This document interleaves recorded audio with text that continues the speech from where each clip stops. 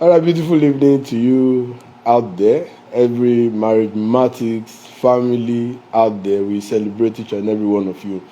Thank you for joining us again tonight. We know you have been waiting for this.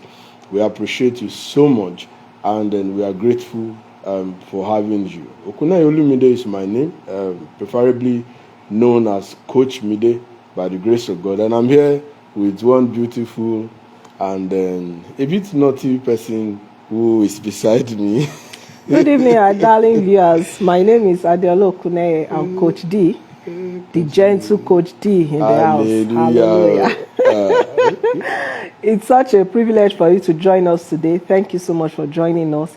And over this time we've been speaking about some things, but before we go there, we have something spicy that we are, cooking up for you. I want you to be aware of that. So for the couples in Ibadan, and in fact, some people outside Ibadan already are even coming we have interest. Yes, are signifying interest Ibadan, and can stay over booking their spots and all of that. So we have this for couples on the 12th of February by the grace of God. It says, "Love me softly."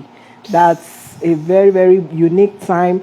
A time of bonding for couples. There'll be fun, there'll be games, there'll be food, there'll be laughter, there'll be so much edification going on and bonding and a whole lot of fun. So you order your wife, you order your husband an evening out, pre-Valentine evening out. Pre-Valentine. Yeah. Yes. So on Sunday, the 12th of February, 2023, at 5 p.m. at Genesis Hotels. The conference room at Genesis Hotels. We're going to have a very swell time by the grace of God. So reach out to us to book your slots. We have slots for just 20 couples. So before the whole thing fills up, please make sure you book your slots. Is it free? It's not free. It's going to come at a cost of a very simple cost of 10,000 naira per couple. So book your tickets and reach out to us. You can send a DM. Reach out to us, and you are going to be booked for that time. So, it's an experience you won't regret. I'm telling you, with all our heart, you will see a different, your wife in a different light, your husband in a different light. It will be with so much fun and so much enjoyment. So please join us and reach out to us. You can DM me, and then I can give you the account to pay into. There will not be payment at the venue. Because we expect that we'll have 20. Already we have some numbers now, but you can still be able to make it. Now, also apart from that, I want to tell you that we have a Marriage Sexology group where we speak with couples. If you would like to join, please just chat me privately, and you are married, I will give you the link, and then you can join. A lot of our families are there, and we gist, we talk about sex, we talk about marriage, and then we work with each other. And I'm telling you, it's so much fun. This one is not just a marriage group. It is an exciting one where we talk. And then, of course, you can also watch this. And then some of the things we do on our YouTube channel, Coach Mide Marriage-matics. It is very important. Just take your time and then watch them. And it's going to be fun. You are going to enjoy yourself by the grace of God. Tonight, we are going to be talking about 7 things you must intentionally avoid. Please let me remind you, your marriage is so vital. Your marriage is so important. Apart from the fact that you are providing a background for your children, because what they see, a template for your children, what they see is what they will begin to work with in their own marriage. Apart from that, you owe your spouse and yourself, that gift of enjoying your marriage. You cannot afford to endure your marriage. You must enjoy it maximally, and everything in it, you must enjoy. So there are ways and truths to doing these things. But we have treated some things this month, but today we want to talk about 7 things you must avoid. And we are going to start. So are you with us? Please help us share this, let it spread, let more families get blessed. So are you ready? Number 1. Okay, so to have a strong marriage, which is our topic for January, avoid these 7 things. And the first one I'll be talking about is avoid reactions to situations. Instead, respond. This might be interpreted in so many ways. You could say, okay, don't fight about everything. Let them know. Don't let everything not be about fighting. So avoid reaction. Reaction is just trying to, you give me one, I give you 10. I mean, I'm not a child that goes home to collect response. As we say, that I'm always ready, I'm battle ready. No, please avoid that attitude in your marriage if you want your marriage to be strong. The truth of the matter is, if you keep eating at a tree, for instance, maybe a slender tree just coming up, and you just keep eating at it, you just say, I'm just eating at it, I don't intend for it to fall.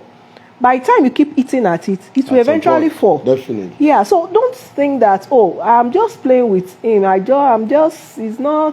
just want him to feel, I just want her to feel.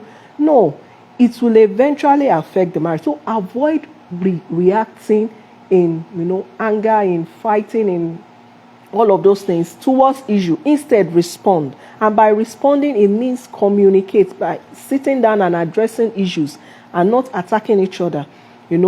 Address the issues without personal attacks, because a lot of times when we say all of these things, people might not even fight physically. There might not be physical fights, but with the words of our mouth, by the time you say this and say that, and then you just say, I'm sorry.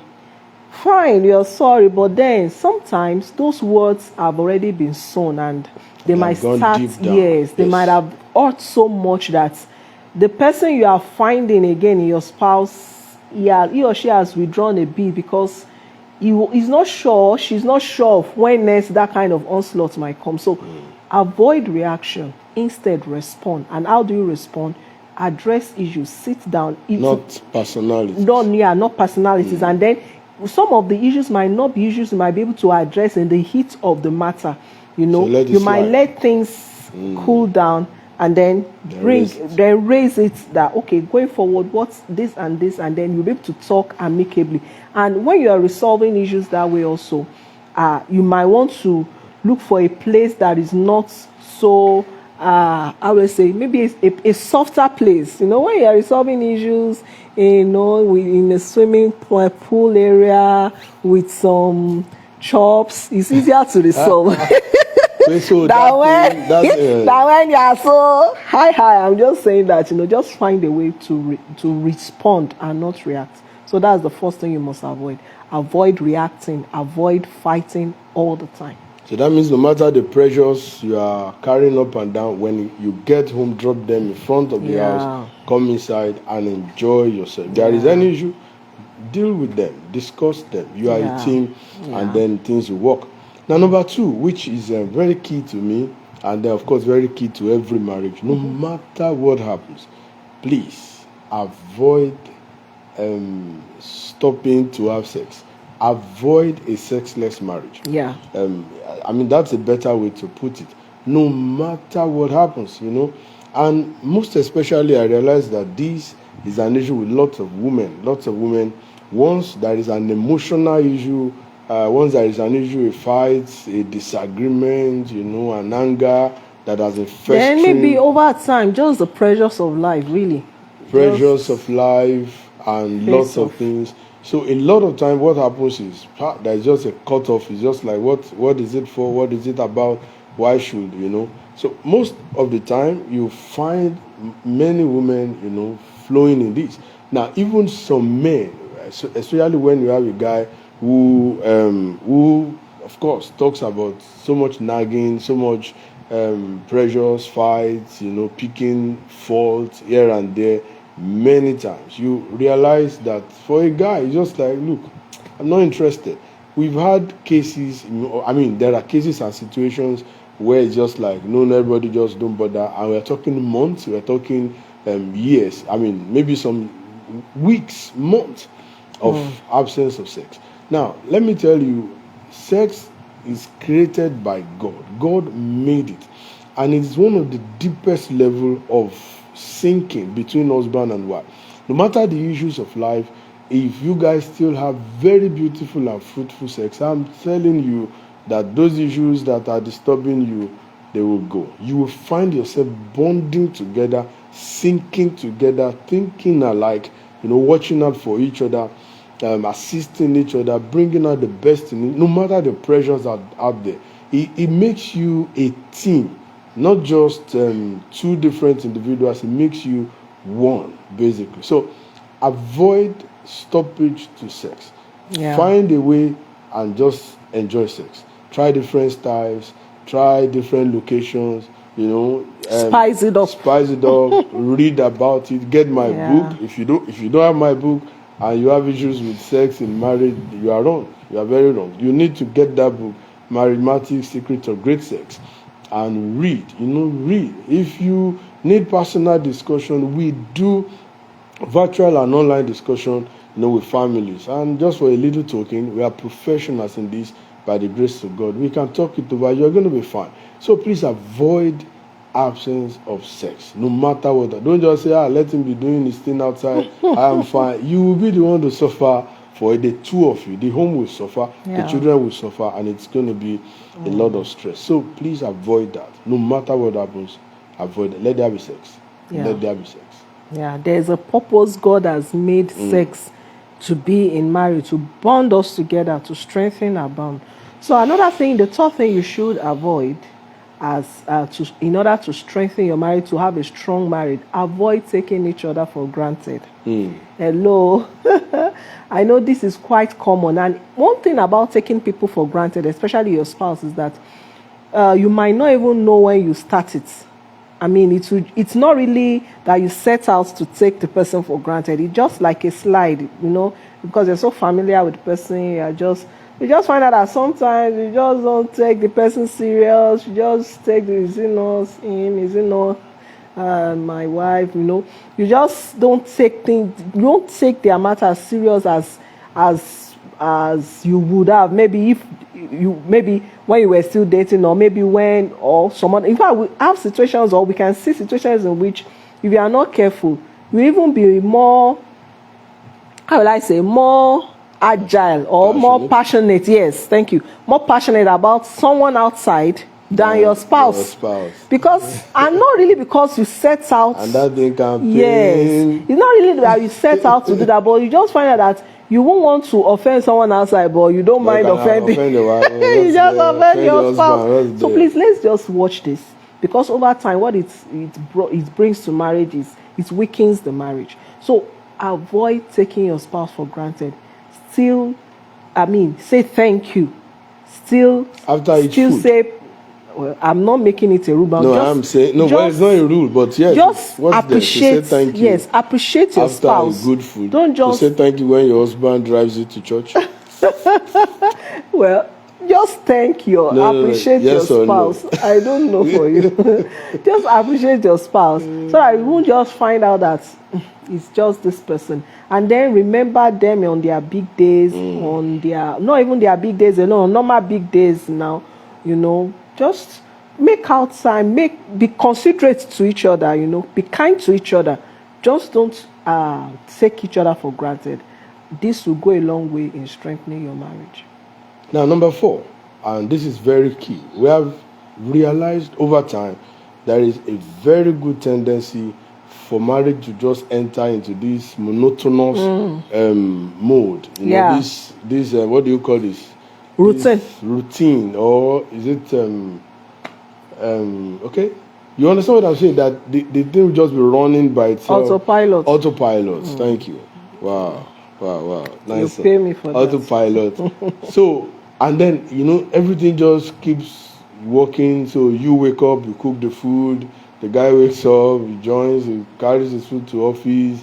You guys don't talk, and then you get home. Somebody goes to pick the kids. And then you get home, this one is watching TV, this one is cooking. And then after that... Who's the person watching TV? Who's the person cooking? The wife is watching TV, the husband is cooking. Better.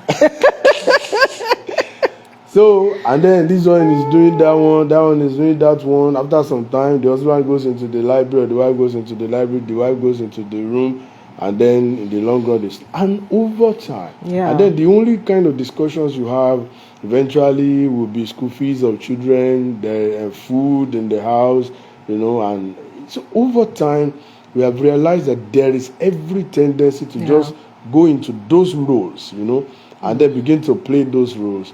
And in the long run, what it does is it weakens marriages. We have seen it weakens marriage. So sometimes we recommend put a stop, a pause, and do something different. Yeah. I mean, that works. Disrupts your life intentionally. Disrupt it intentionally. That it works like magic. How does it work like magic? You know, suddenly you are out of that role monotonous one, and then you are seeing your wife in a different. I'm talking about different kind of, things. For example, take yourself to God and see. I've realized that a lot of people think about things in terms of money. Yeah. Please, there is no amount of money you spend on your marriage that is wasted. Yeah. Now, when I say your marriage, it's an investment. I'm not talking about school fees. I'm not talking about the money for food in the house. I'm not talking about those statutory ones. I'm talking about the money the two of you intentionally spend on each other, out of the routine spending in the house. For example, this February 12th, 10,000 naira, it's an investment. You will not regret it. It's an investment. You can't. Somebody is coming from Lagos already and is going to stay over. It's an investment. So take yourself out. For example, take out to a spa. Ooh, that would be nice. Very nice. Take her there. Take her to a spa. Sit with her. I love that. Why is your voice changing now? Suddenly, you are speaking with her. So take her out. You can go take pictures. Just pick some clothes. Take pictures. You realize everything is just going to change. If you are boxed up. Do you remember that time that we took one of our couple friends to take some pictures in the studio? I mean, I knew they saw themselves in another light, and even we ourselves, we enjoyed seeing them having fun. Beautiful, just posting. They enjoyed themselves, and do that. I'm not sure they did that maybe in a long while because a lot of people feel some things. And then maybe their schedule peculiarity, them. Yes. So break the monotonous lifestyle. Go to hotel, just spend a night. Over. Sometimes with 10,000-15,000 you can do that. Save that money. Save the money from your salary. Budget it. The two of you can plan it together. She can bring something, you can bring something. So it's not just one person that is bringing the money. Yeah. You agree with that one? Yeah. Oh, praise God. So the two of you can pull the money. Do something. Go to the pool. See your wife in a swimming trunk for the first time. See your husband's tummy, bubbling like that in the water. Or your husband's 6 packs. They should have your husband's or 6 packs. Okay, for those who are blessed to have 6 packs, God bless you. For those who are blessed to have six belly, God bless you. See yourself in different lights. Go to movies. Go and eat. I mean, break the monotonous routine. Yeah. See your wife, there's a way. What it does is it recharges the family. It recharges your love. You get back and you guys are looking at each other in different lights. Just refreshes you. Refresh your life with this. So please, we are pleading with you. Take a break. In fact, I recommend it, and I recommend it very well. If you have stayed together for quite a while, somebody should just go somewhere. For a week. One of you should go somewhere for a week. Yes. A week, 3 days, 4 days. Thank God. Yes, you can. It's what's there. We will not die. Nothing will happen to anybody. Go. When you come back, you are going to see a different person. It's like, wow. You see yourself in different light. Please, we plead with you. Avoid monotonous lifestyle. It weakens marriages. Yeah. God will help you. Amen. So we're on number 5 now. Please avoid having unresolved issues in your marriage.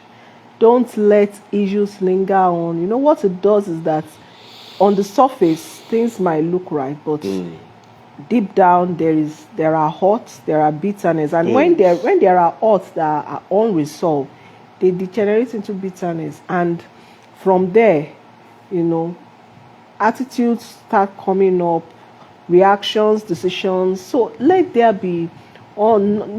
not be unresolved issues among you. Avoid it. It weakens your marriage. So to have a strong marriage, avoid having unresolved issues between two of you. So as much as possible and as early as possible. What the Bible recommends is that before the sun goes down, anger should not be found. So even after saying, okay, I forgive you, but you might need to really talk through those issues if there are, there are things that are triggers to some of these issues. That's one thing most men try to avoid so much. I don't know why. Yeah. A lot of men rather run away from talking things. Yeah. It's just like, okay, what do you rather want? like, I agree. Let's just go.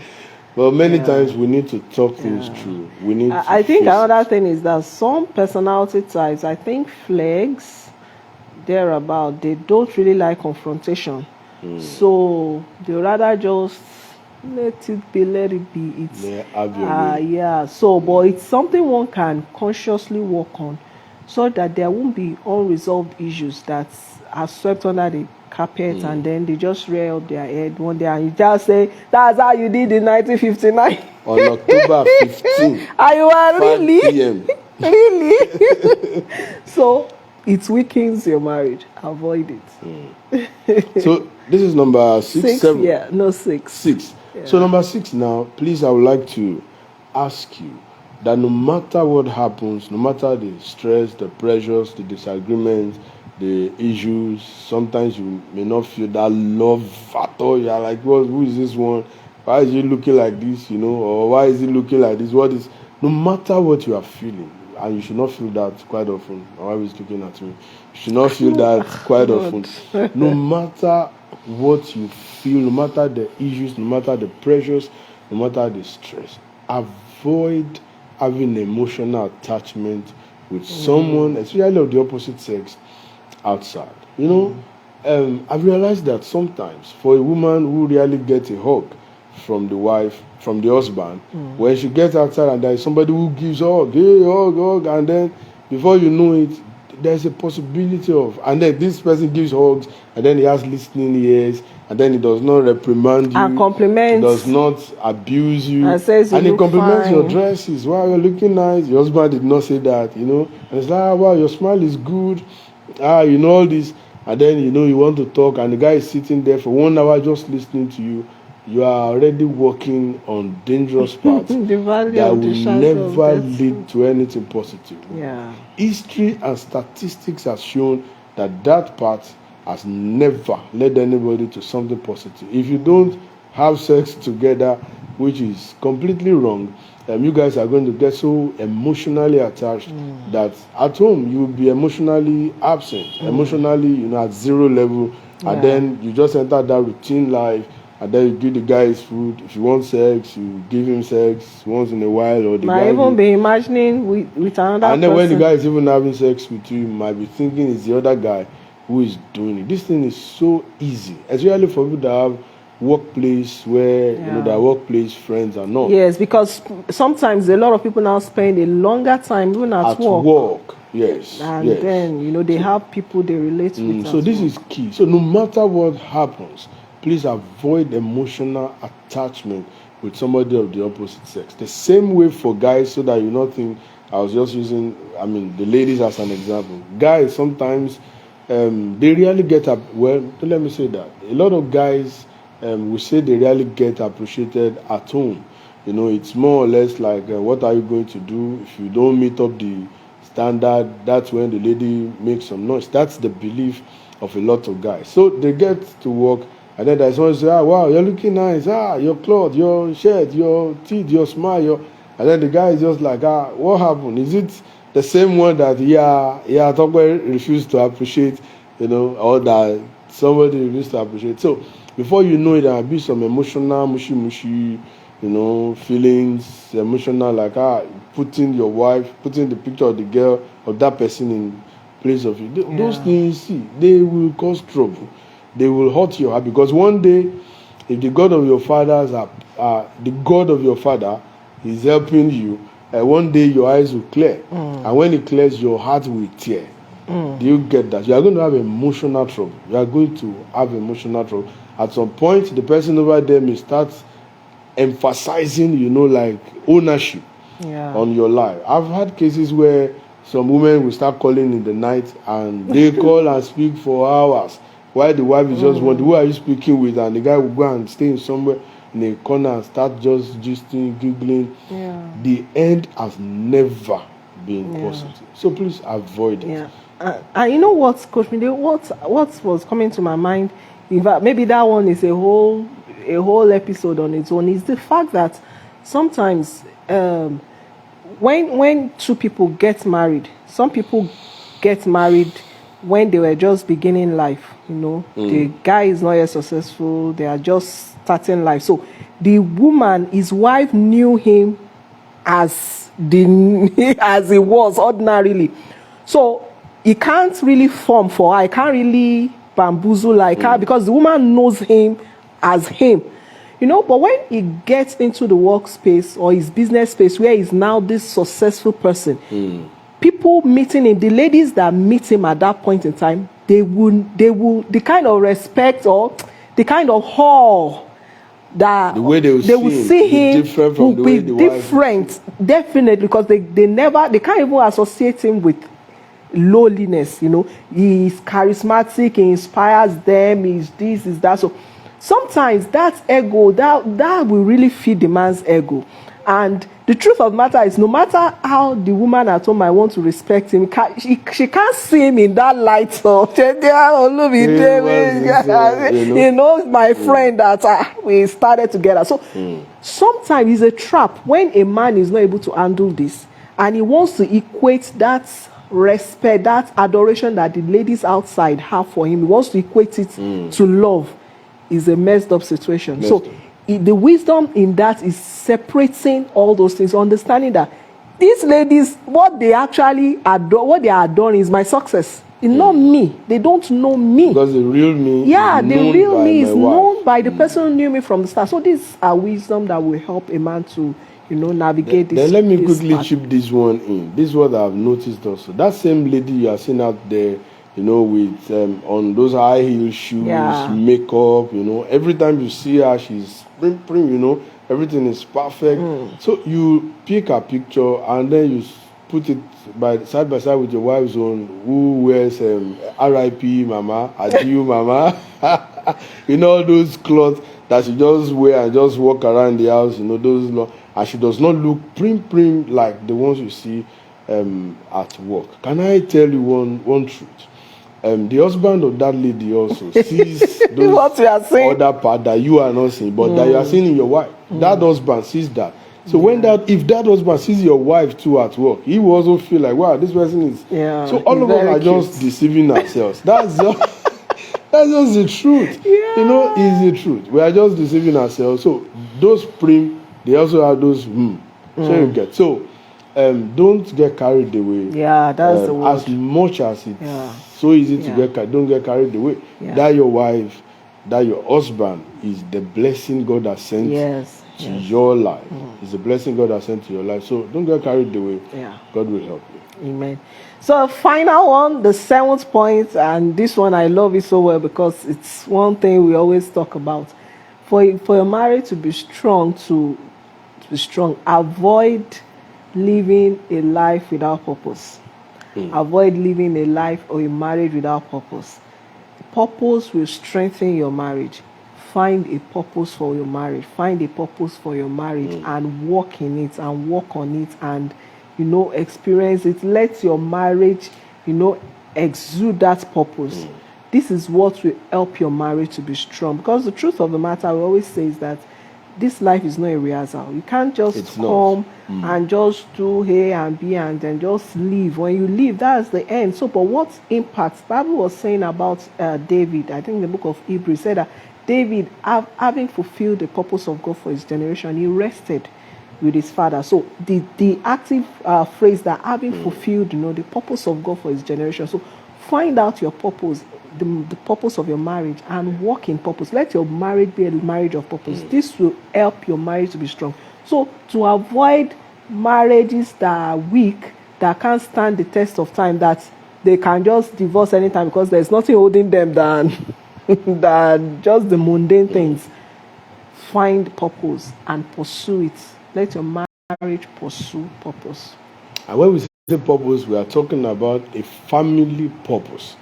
Now, while you have, of course, personal purposes, but there must be something the two of you are doing together. We have realized that when couples do a project together or face a ministry together or run things together, there is this way you are bounded to, you are you get stuck with each other, you flow along, you think along. So what would have caused trouble in some other families will not cause trouble in your own family. You have to sort it out. For example, there cannot be any way that the two of us will have an issue, especially on a Monday morning, that it will not get resolved before 8 p.m. on Monday, because we can't sit here and have issues with each other. We cannot. We have to sort it out, and thank God we don't have so much by the grace of God. I mean.